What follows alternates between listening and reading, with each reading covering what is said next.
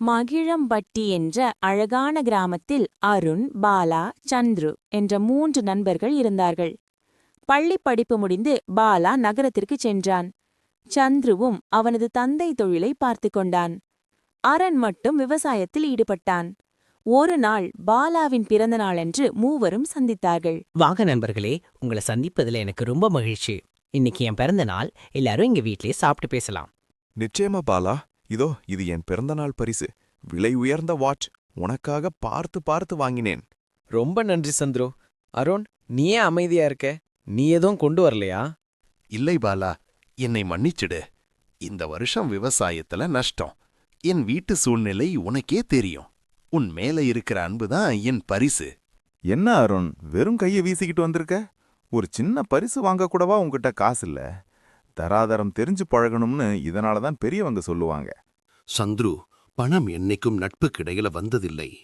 பாலா என்னை தப்பா நினைக்க மாட்டான், எனக்கு தெரியும். அன்று இரவு பாட்டி முடிந்ததும் பாலாவின் அறையில் இருந்த ஒரு தங்க மோதிரமும் பணமும் காணாமல் போனது. சந்துரு பாலாவின் மனதில் விஷத்தை விதைத்தான். பாலா, உன் ரூமுக்குள்ள நானும் அருண் மட்டும்தான் வந்தோம். நான் எதுக்கு திருட போறேன்?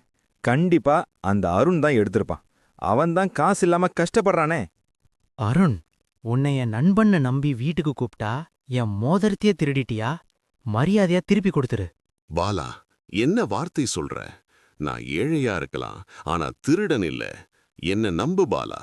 அந்த நேரத்தில் பாலாவின் வீட்டு வேலைக்காரி ஓடி வருகிறாள். மோதிரம் கட்டிலுக்கு அடியில் இருந்ததாகவும் அதை சுத்தம் செய்யும்போது எடுத்ததாகவும் கூறுகிறாள். பாலா மன்னிப்பு கேட்கிறான். ஆனால் அருண் மனமுடைந்து போகிறான். 5 ஆண்டுகள் ஓடிவிட்டன. பாலா பெரிய தொழிலதிபராகிவிட்டான். சந்துருவும் ஆடம்பரமாக வாழ்ந்து வந்தான். ஆனால் திடீரென பாலாவிற்கு தொழிலில் பெரும் வீழ்ச்சி ஏற்பட்டது. அதே சமயம் அவன் தாய்க்கு உடல்நிலை சரியில்லாமல் போனது. அறுவை சிகிச்சைக்கு 5 லட்சம் ரூபாய் தேவைப்பட்டது. பாலா முதலில் சந்துருவிடம் சென்றான். சந்துரு, அவசர உதவி. என் அம்மாவுக்கு உடம்பு முடியல. 5 லட்சம் ரூபாய் வேணும். 1 மாசத்துல திருப்பி கொடுத்துடுறேன். என்ன பாலா இப்படி கேக்குற? இப்ப என் பிசினஸ் சரியில்லை. ஒரு 10,000 வேணா தரேன். அதை வச்சு ஏதாச்சும் பண்ணு. 5 லட்சம்லாம் என்கிட்ட இல்ல. இவனை நம்பி எவ்வளோ உதவி செஞ்சேன். இன்னைக்கு இவன் அந்தஸ்தை பார்த்து என்னை தள்ளி வைக்கிறான். என்ன பாலா, ஊருக்கு வந்திருக்கேன்னு கேள்விப்பட்டேன். ஆனா என்ன வந்து பார்க்கவே இல்ல. வீட்டை விக்கிறதா? எதுக்காக இவ்வளவு அவசரமா முடிவெடுக்கிற? என் அம்மாவுக்கு ஆபரேஷன் அருண். 5 லட்சம் ரூபா வேணும். சந்துரு கிட்ட கேட்டேன். அவன் உதவ மாட்டேன்னு சொல்லிட்டான். இதுக்காக போய் வீட்டை வைப்பாங்களா? இதோ இந்த 5 லட்சம் ரூபாய் வச்சுக்கோ. முதல்ல அம்மாவை காப்பாத்து. அருண், இது கடனா இல்ல என் வீட்டை நீ வாங்கிக்க போறியா? பாலா, நீ என் சின்ன வயசு நண்ப. அன்னைக்கு நான் ஏழையா இருந்தப்போ நீ என்ன ஒரு திருடனா பாத்திருக்கலாம். ஆனா நான் உன்னை என்னைக்கும் நண்பனா மட்டும்தான் பாக்குறேன். உன் கஷ்டத்தை விலைக்கு வாங்க நான் விரும்பல. இது உன் நண்பன் கொடுக்கற உதவி. திருப்பி தர வேண்டாம். பாலா தன் தாயை காப்பாற்றினான். சில நாட்கள் கழித்து சந்திருவும் அங்கே வந்தான். அருணின் வளர்ச்சியைக் கண்டு அவன் வியந்து நின்றான். அருண், நீ இவ்வளவு பெரிய ஆளா வருவன்னு நான் நினைக்கவே இல்ல. என்ன மன்னிச்சிடு. உண்மைதான் அருண். நான் சந்துருவோட பணத்தை பார்த்து பழகினேன். ஏமாந்துட்டேன். ஆனா உன் அன்பை பார்க்க தவறிட்டேன். இனி நம்ம நட்பு என்னைக்குமே தொடரும்.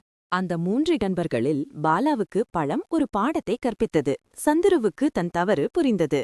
அருணின் உண்மையான நட்பு எல்லாவற்றையும் விட உயர்ந்தது என்று அவர்கள் உணர்ந்தனர். நீதி: கூட இருக்கும்போது சிரிப்பவன் நண்பனல்ல, குழிக்குள் விழும்போது கரம் கொடுப்பவனே நண்பன். உங்களுக்கு இந்த கதை பிடிச்சிருந்தா லைக் பண்ணுங்க, ஷேர் பண்ணுங்க, கமெண்ட் பண்ணுங்க. மறந்துடாம சப்ஸ்கிரைப் பண்ணுங்க. அப்பதான் நாங்க போடக்கூடிய ஒவ்வொரு கதையும் உங்களுக்கு உடனுக்குடன் நோட்டிபிகேஷன் வரும். நன்றி, வணக்கம். ஒரு அடர்ந்த காட்டில் காளி, காகம், வெள்ளிப்புறா மற்றும் சிட்டுக்குருவி ஆகிய மூவரும் நெருங்கிய நண்பர்களாக வாழ்ந்து வந்தனர். அவர்கள் எப்போதும் ஒன்றாக இரை தேடி மகிழ்ச்சியாக இருந்தனர். ஒருநாள் காளி காகம் மட்டும் தனியாக உணவு தேடி பறந்து சென்றது. அந்தச் சமயம் புறா கூட்டில் இல்லாததை அறிந்த காகம் அந்த உணவை திருடி சென்றுவிட்டது. மாலையில் நண்பர்கள் மூவரும் வழக்கம் போல் ஒரு மரத்தடியில் சந்தித்தனர். அப்போது வெள்ளிப்புறா சோகமான முகத்துடன் சொன்னது, நண்பர்களே, இன்று என் வீட்டில் சேமித்து வைத்திருந்த தானியங்களை யாரோ திருடிச் சென்று விட்டார்கள். நான் அதைத்தான் குளிர்காலத்திற்காக சேர்த்து வைத்திருந்தேன். சிட்டுக்குருவியும் காளி காகமும் மிகவும் அதிர்ச்சியடைந்தனர். அடடா, யாராக இருக்கும் என்று இருவரும் வருத்தத்துடன் கேட்டனர். மறுநாள் அதேபோல சிட்டுக்குருவியின் கூட்டில் இருந்த உணவுப் பொருட்கள் காணாமல் போயின. மாலையில் நண்பர்கள் மீண்டும் கூடினர். சிட்டுக்குருவி மிகவும் அழுது கொண்டே சொன்னது, ஐயோ, என் உணவுப் பொருட்கள், என் கூட்டில் வைத்திருந்த சாப்பாட்டையும் யாரோ திருடிச் சென்று விட்டார்கள். இனிமேல் நான் என் குஞ்சுகளுக்கு என்ன கொடுப்பேன்? காளிகாகம் இரண்டும் கலந்த அதிர்ச்சியையும் குற்ற உணர்ச்சியையும் முகத்தில் காட்டிக்கொண்டு, இது பெரிய அநியாயம், ஒரே காட்டில் அடுத்தடுத்து திருட்டு நடக்கிறது என்று கூறி அவர்களைச் சமாதானப்படுத்தியது. மறுநாள் நண்பர்கள் கூடும் இடத்திற்கு காளிகாகம் வரவில்லை. வெள்ளிப்புறாவும் சிட்டுக்குருவியும் மட்டும் அங்கு இருந்தனர். ஏன் காகத்தைக் காணவில்லை என்று புறா கேட்டது. தெரியவில்லையே என்று குருவி சொன்னது. ஒருவேளை அதற்கு உடல்நிலை சரியில்லையோ? உடனே இருவரும் காக்காவின் கூட்டிற்கு பறந்து சென்றனர். அங்கு சென்று பார்த்தபோது காளி காகம் உடல்நிலை சரியில்லாமல் மிகவும் பலவீனமாக படுத்துக் கிடந்தது. காளி, என்ன ஆச்சு உனக்கு? ஏன் இப்படி படுத்திருக்கிறாய் என்று புறா கேட்டது. காகம் எழுந்து அமரக்கூடத் திராணியின்றி இருந்தது. அதன் முகம் மிகவும் வாடியிருந்தது.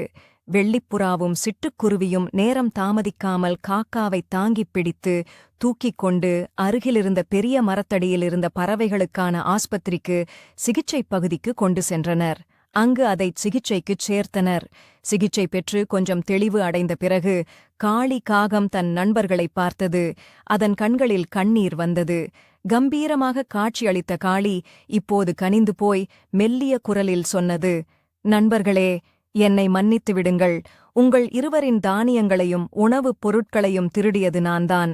என் உடல்நிலை சரியில்லாமல் இருந்ததால் என்னால் உணவு தேடப் போக முடியவில்லை. என் பசியை அடக்க முடியாமல் நான் திருடிவிட்டேன். நான் செய்தது பெரிய தவறு. ஒரு நல்ல நண்பனாக உங்களுக்கு துரோகம் இழைத்துவிட்டேன். என்னை மன்னித்து விடுங்கள் என்று மீண்டும் மீண்டும் கெஞ்சியது. வெள்ளிப்புறாவும் சிட்டுக்குருவியும் காகம் உண்மையைப் பேசியதைக் கேட்டு மிகவும் நெகிழ்ந்து போயினர். திருடியது தவறு என்றாலும் தன் தவறை தைரியமாக ஒத்துக்கொண்ட காகத்தின் நேர்மையைப் பாராட்டினர். புறா சொன்னது, பரவாயில்ல காளி, உனக்கு உடம்பு சரியில்லாமல் இருந்திருந்தால் எங்களிடம் கேட்டிருக்கலாமே. நாங்களே உனக்குக் கொடுத்திருப்போம். இப்போது நீ உடல் நலம் தேறி எழுந்து வா. நாங்கள் உன்னை மன்னித்து விட்டோம். குருவி சொன்னது, ஆமாம் நண்பா, நமக்குள்ளே மன்னிப்பு கேட்க என்ன இருக்கிறது? நம் நட்பே எல்லா தவறுகளுக்கும் மேலானது. சிறிது நாட்களுக்குப் பிறகு காளிகாகம் முழுமையாக குணமடைந்தது. நண்பர்கள் மூவரும் ஆஸ்பத்திரியிலிருந்து காகத்தைத் தங்கள் காட்டுக்கு அழைத்துச் சென்றனர். அங்குச் சென்றதும் மூவரும் ஓரிடத்தில் நிம்மதியாக உட்கார்ந்தனர். காகத்தின் உடல் நலனுக்காக புறாவும் குருவியும் கொண்டு வந்திருந்த சோளத்தை மூவரும் ஒன்றாகச் சுட்டுச் சாப்பிட்டனர். மீண்டும் அவர்கள் மூவரும் சந்தோஷமாகச் சிரித்து பேசி தங்கள் நட்பைத் தொடர்ந்தார்கள்.